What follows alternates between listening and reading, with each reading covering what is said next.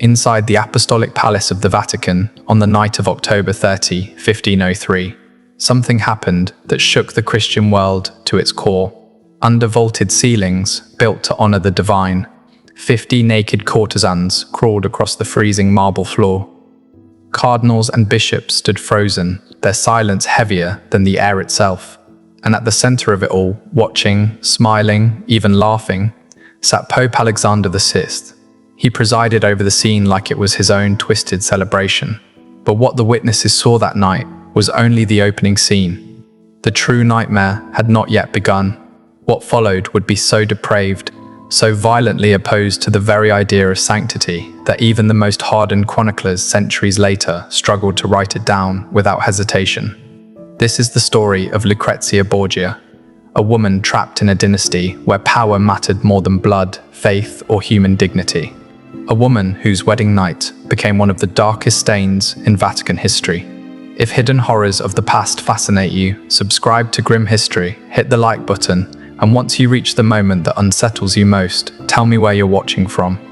Let's begin. In the autumn of 1503, the bells of St. Peter's rang across Rome, carrying news that quickly consumed Italy. The Pope had announced that his daughter, twice widowed under circumstances dripping with suspicion, would marry once more. But this time, there would be no distant palace, no quiet noble hall. The ceremony would take place inside the Vatican itself, in the papal apartments, beneath sacred frescoes and symbols meant to represent heaven's judgment. The groom chosen for Lucrezia was Alfonso d'Este, the young heir to the powerful Duchy of Ferrara. To the rest of Italy, this alliance looked like a political triumph. To Alfonso, it felt more like a quiet execution. Lucrezia's past was infamous. Her first husband, Giovanni Sforza, had run from Rome claiming assassins had been sent for him. Her second, Alfonso of Aragon, had been strangled on the steps of the Vatican, rumor pointing directly toward her brother, Cesare Borgia. And now, another Alfonso was being bound to the Borgia family. He knew the danger. Every noble in Italy did. Desperate to escape what he knew was coming, Alfonso tried everything. Diplomatic excuses, delays, pleas through emissaries. But Alexander VI was not a man who tolerated refusal. Inside the Vatican, surrounded by scarlet-robed cardinals, his command was absolute. Messengers rode day and night toward Ferrara with the simple message, accept this marriage or be destroyed. If the Este family resisted, Ferrara would face Cesare's merciless armies, their dynasty could be shattered, and excommunication would strip them of both legitimacy and allies. Italy understood the truth well. No one survived a conflict with the Borgias. Realizing resistance meant annihilation, Duke Ercole d'Este ordered his son to travel to Rome and surrender to the unavoidable alliance. Meanwhile, in her Vatican apartments, Lucrezia Borgia gazed out over the eternal city, her expression heavy with a sorrow far older than her 21 years. Europe had painted her as a seductress, a poisoner, a woman who manipulated men like chess pieces. But those closest to her knew the truth. She was not a mastermind of deceit, but a pawn trapped between a father and brother whose ambitions knew no limits. Her first marriage was dissolved the moment it ceased to benefit them. Her second husband, whom she had genuinely loved, was murdered before her eyes, a fate she could neither prevent nor avenge. Her attendants whispered that she woke in the dead of night clasping her chest, trembling from nightmares she refused to discuss.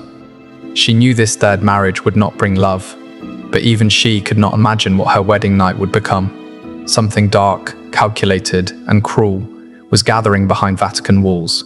Preparations for the ceremony moved quickly, yet the atmosphere inside the Apostolic Palace felt suffocating. Servants averted their eyes, cardinals muttered in hushed tones. Strange figures passed through forbidden hallways at odd hours. Rumors swirled of secret instructions, of guests brought in through hidden passages. And one man felt the weight of it all more than anyone, Johann Burchard, the Vatican's master of ceremonies. He had seen countless scandals under Alexander VI. Extravagant feasts, political bribes, sacred offices sold like trinkets. But something about this night sent a cold unease through him. He sensed that this event would eclipse every scandal he had ever recorded. He sensed that he was about to witness something history would struggle to speak of. A trap had been set, gilded, polished, and inescapable. and both bride and groom were already marching toward its center. In December, Alfonso d'Este entered Rome with a small escort.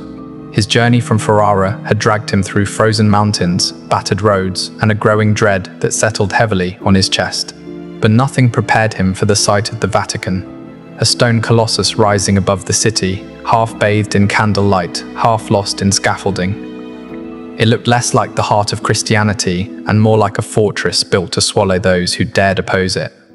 Inside, the welcome was overwhelming. Alexander VI sat upon its throne, robed in shimmering white and gold that reflected the candlelight like molten metal. Beside him stood Cesare, silent, motionless, and terrifying in his restraint. Though only 26, he was already feared across Italy. Entire families vanished at his command, cities surrendered at his approach. When his eyes locked onto Alfonso, the meaning was unmistakable. "You are no guest here." Over the following weeks, Alfonso endured humiliation disguised as celebration. At banquets, he was seated beside courtesans while high-ranking clergy watched with thinly concealed amusement. On hunts, Cesare displayed a ruthless skill that felt more like a warning than sport. During receptions, Alexander VI made pointed remarks about the tragic ends of Lucrezia's previous husbands. Every gesture carried the same quiet threat: "You belong to us now." And the worst part, the true horror of this wedding, the moment that history would whisper about for centuries, had not yet begun. There were hunts where Cesare displayed his dominance with cold, effortless precision, reminding Alfonso with every arrow and every fallen beast that he commanded not only armies, but fear itself. There were receptions where Alexander mocked the fates of Lucrezia's previous husbands in front of the entire court, hinting almost cheerfully how short the life of a Borgia son-in-law tended to be. Alfonso tried to preserve what remained of his dignity, but by then he was a prisoner wrapped in ceremony. His own nights were kept isolated in the Vatican under flimsy excuses. He slept in rooms watched day and night by papal guards. Every passing hour revealed the truth more clearly. He had walked into a trap, and there was no path back out. The marriage was nothing but a facade. The real purpose was far more vicious. The Borgias intended to break the Este family's pride, humiliate them before Italy, and show every noble house from Florence to Naples that their will could crush any lineage, no matter how old or powerful. And while Alfonso endured this quiet psychological siege, preparations of a very different nature were unfolding deep within the Vatican. Cesare took personal command of the wedding night's feast, and his vision pushed far beyond what even Rome's most decadent circles would have dared to whisper aloud. Behind closed doors, he met with his father to finalize the details that would have horrified any soul who still held the church in reverence. 50 of the most striking courtesans in Rome were hand-selected and taken into secret chambers beneath the palace. These were not ordinary prostitutes, but educated, refined women who frequented the salons of nobles. Many trembled when they learned what the Pope expected of them, yet none dared to defy the head of Christendom. They were ordered to dress in lavish velvet and silk garments they would later be compelled to remove. They were escorted through hidden passageways, led by lantern light, so that on the night of the wedding they could be funneled into the papal apartments without warning.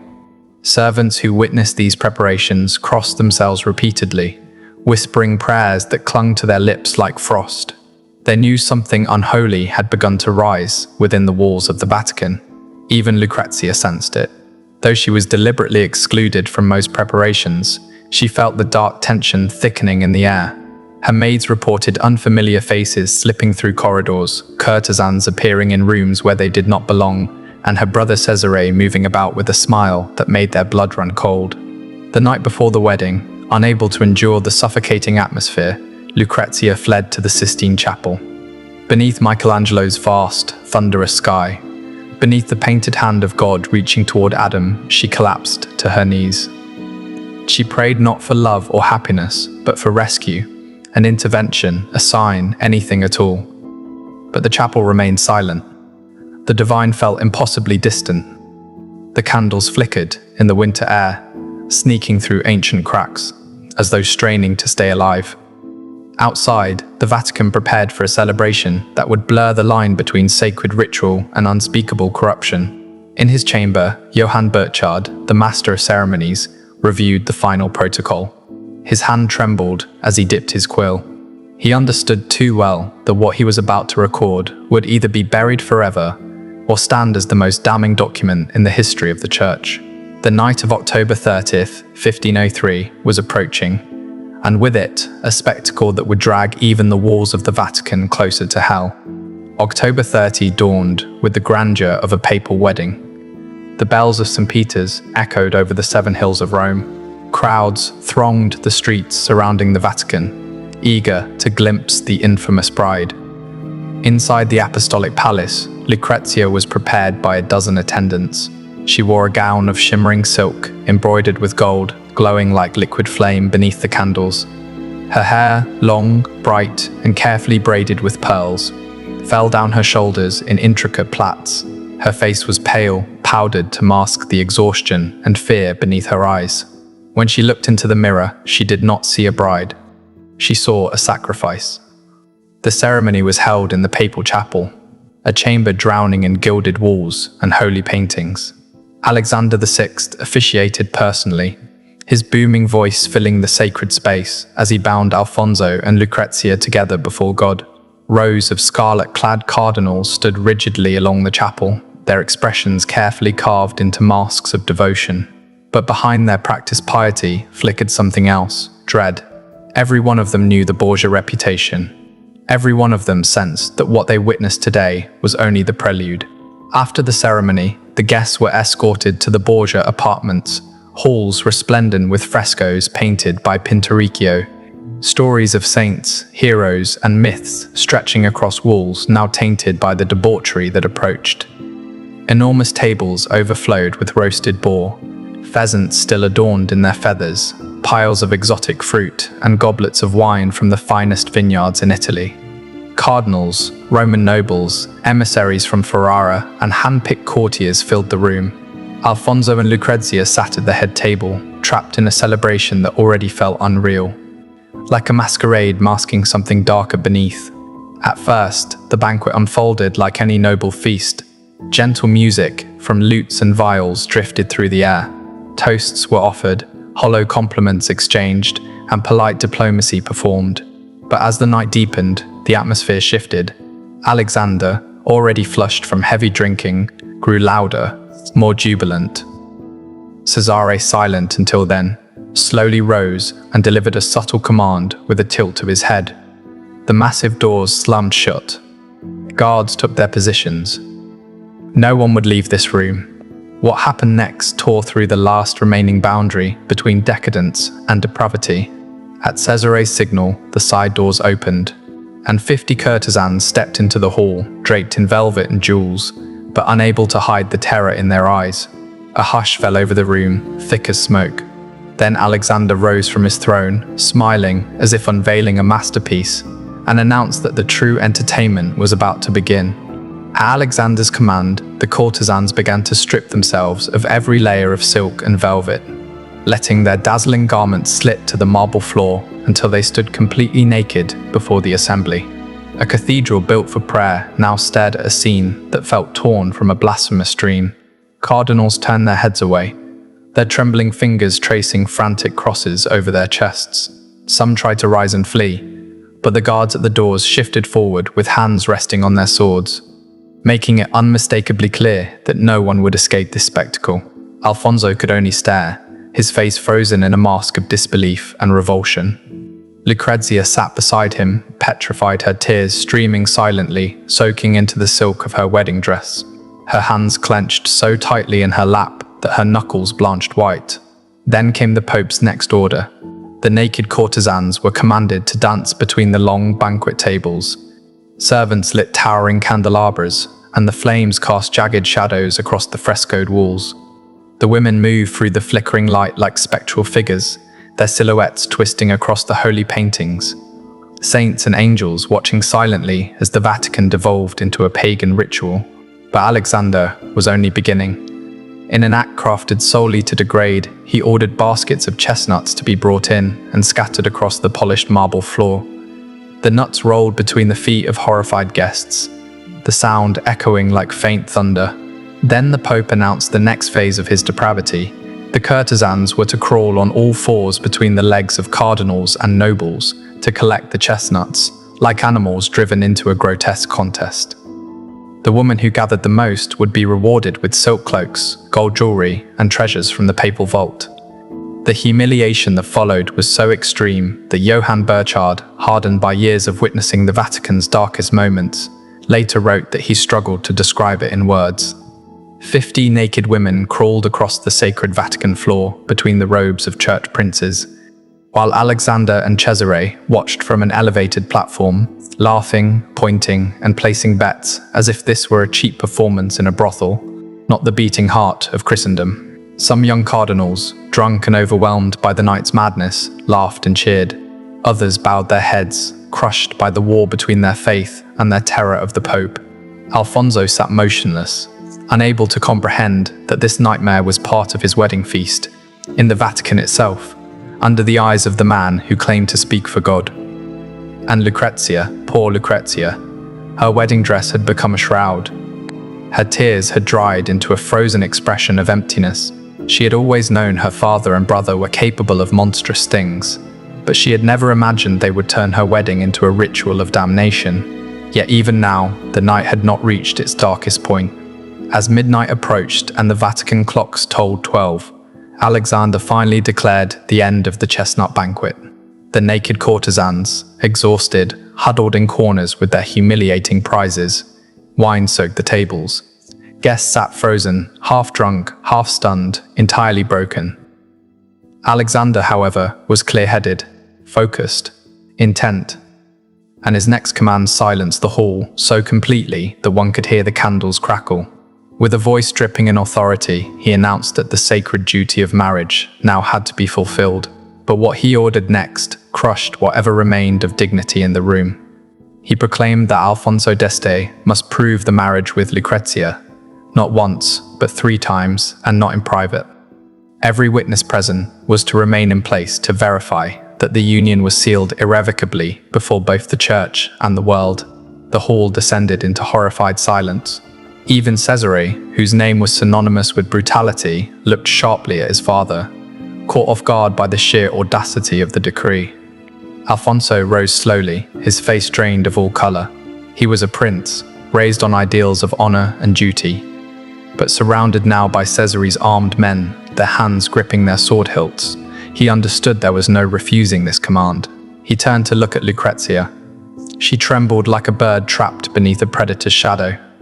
Her eyes were vacant, her spirit already battered past the point of resistance. Her lips moved, but no sound escaped. Under the murderous gaze of the guards and the expectant stare of the Pope, Alfonso had no choice. He escorted Lucrezia toward an adjoining chamber, a room normally used for receiving diplomats, now transformed into a furnished bridal chamber. The doors remained wide open. No privacy, no humanity. Those who had not fled were forced to stand in the outer room, in full view of what was about to take place. What followed was not a union. It was the destruction of 2 human beings. Witnesses stared in stunned silence. Some whispered desperate prayers, others cried quietly. Even the courtesans, victims of their own degradation, looked away in grief. And as the night dragged on and the Pope's horrific order unfolded step by step, a single unspoken truth filled the Vatican. Something sacred had died in that palace, and Rome would never be the same again. By the time the night dragged into its final hours, Lucrezia had slipped into a state beyond exhaustion, beyond fear. Her mind, desperate to survive, had separated from the nightmare unfolding around her. She moved mechanically, without thought, as if her spirit had fled her body to escape the horror she could no longer fight.